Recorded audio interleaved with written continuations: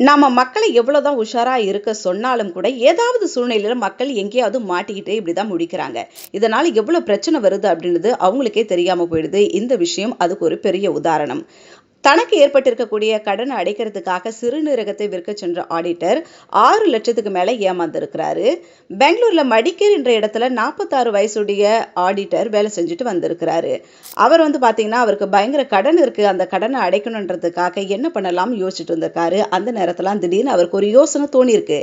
என்ன யோசனைன்னு பாத்தீங்கன்னா தன்னோட சிறுநீரகத்தை விற்கலாம் அப்படின்ட்டு பிளான் பண்ணியிருக்காரு.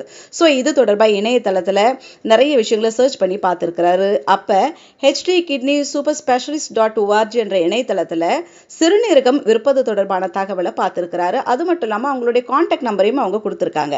அந்த கான்டாக்ட் நம்பருக்கு இந்த நம்பர் கால் பண்ணி பேசியிருக்கிறாரு. அவங்க உடனே நீங்க வாட்ஸ்அப்ல உங்களோட டீடைல்ஸ் மெசேஜ் பண்ணுங்கன்னு சொல்லியிருக்காங்க. இவரும் அவருடைய name and address, blood group இதெல்லாம் மெசேஜ் பண்ணியிருக்கிறாரு. ஸோ அடிப்படை விவரங்களை தெரிஞ்சிட்டதுக்கு அப்புறமா உங்க சிறுநீரகத்துக்கு நாங்க 2 கோடி ரூபாய் தரோம், அதுல பாதி பணத்தை முன்னாடியே தந்துரும் அப்படின்னு சொல்லியிருக்கிறாங்க. உடனே ஆடிட்டர் குஷி ஆயிட்டாரு. ஸோ நம்மளுடைய கடன் எல்லாம் அடைச்சிடலாம் அப்படின்ற எண்ணத்துல அவர் செயல்பாடுகளை தொடங்க ஆரம்பிச்சிருக்கு. இந்த செயல்பாடுகளை தொடங்கணும்னா நீங்க முன்பணம் செலுத்தணும் அப்படின்ட்டு மெல்ல ஆரம்பிச்சிருக்காங்க அந்த மோசடி கும்பல். முதல்ல என்ஓசி மற்றும் பதிவு கட்டணமா 8000 ரூபாய் அனுப்புங்கன்னு கேட்டிருக்காங்க. இவரும் 8000 ரூபாய் அனுப்பியிருக்கிறாரு. அதுக்கப்புறம் பதிவேடு செய்யணும்னு சொல்லி 20,000 கேட்டிருக்காங்க. அதையும் அனுப்பியிருக்கிறாரு.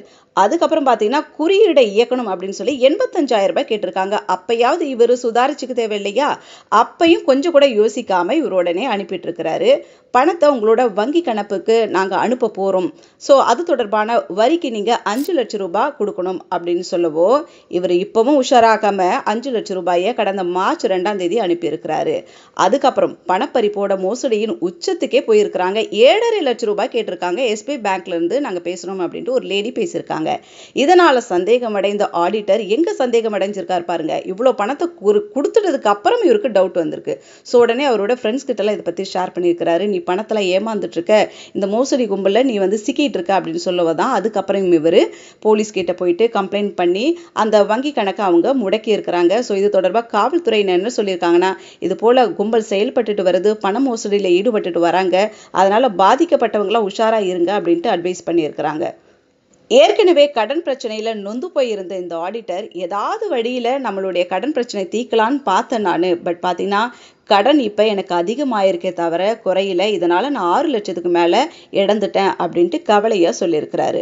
நிறைய படிச்சவங்க இப்படிப்பட்ட விஷயத்துல ஏமாறதை நினைக்கும் போது வருத்தமா இருக்குது. மோசடி கும்பல்ன்றது அங்கங்கே செயல்பட்டுட்டு தான் இருக்கும். மக்களாக்கி நம்ம தான் விழிப்புணர்வோடு இருக்கணும் அப்படின்றதுக்கு இந்த விஷயம் ஒரு பெரிய உதாரணமா பார்க்கப்படுது.